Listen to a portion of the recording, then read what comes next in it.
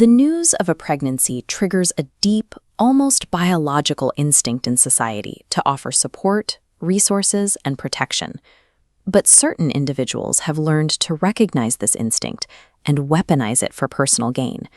The collateral damage of pregnancy fraud leaves a path of devastation: empty nurseries, stolen life savings, and entire communities forced to mourn children that never existed.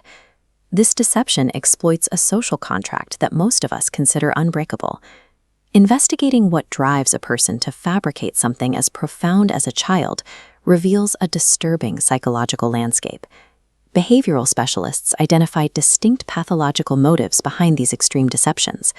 These typically manifest as three specific goals: pure financial extortion, interpersonal control, or a desperate pursuit of public sympathy. Categorizing these behaviors reveals the specific red flags that appear before a deception is fully realized.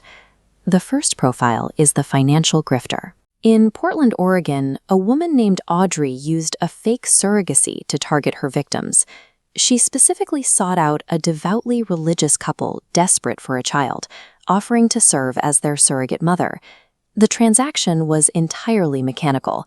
Audrey collected a $2,500 deposit in a hotel room, went through the motions of a medical transfer, and immediately discarded the father's biological specimen. For 5 months, she maintained the illusion, collecting monthly payments while the couple excitedly planned a baby shower. She provided the couple with ultrasound photos of her own children, carefully cropping out the identifying data bars that would have revealed the dates and patient names. This pursuit of pure monetary gain allowed her to disconnect from the family's hope, treating a miracle baby as nothing more than a non-refundable deposit. The relational controller shifts the focus from financial theft to legal and interpersonal manipulation. A woman named Brittany established a pattern of weaponizing pregnancy claims against 8 different men to force them into relationships or extort them. Her methods were audacious. She was caught photoshopping her own face onto images of real mothers holding stillborn infants to manufacture proof. She eventually used a fabricated high-risk pregnancy to manipulate the courts, successfully avoiding jail time for violating multiple restraining orders. In this pathology, a child is a tactical tool for entrapment and escaping legal accountability. The sympathy vampire feeds on the collective attention of a community.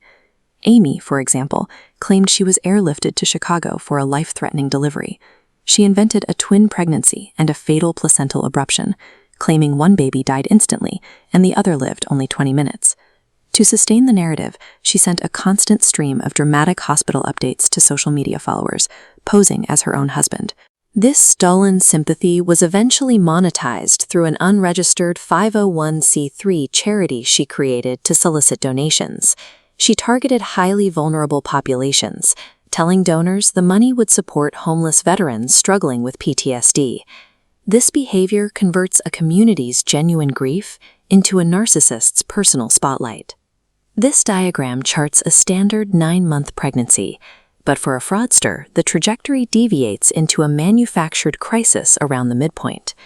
Red flags typically appear just before this drop-off. The perpetrator often attends doctor visits alone and shares ultrasound photos lacking serial numbers. To avoid the impossible task of producing a physical infant, the scammer initiates an exit strategy by inventing a sudden miscarriage or stillbirth. By doing so, they use the social taboo surrounding infant loss to silence any investigations or doubts from their victims. In the wake of these scams, the perpetrators move on, but the collateral damage remains. Partners and families are left to legitimately grieve the death of children they loved, only to discover their mourning was a performative game. The most difficult realization for a victim is that their deepest capacity for empathy was used as the engine for their own exploitation.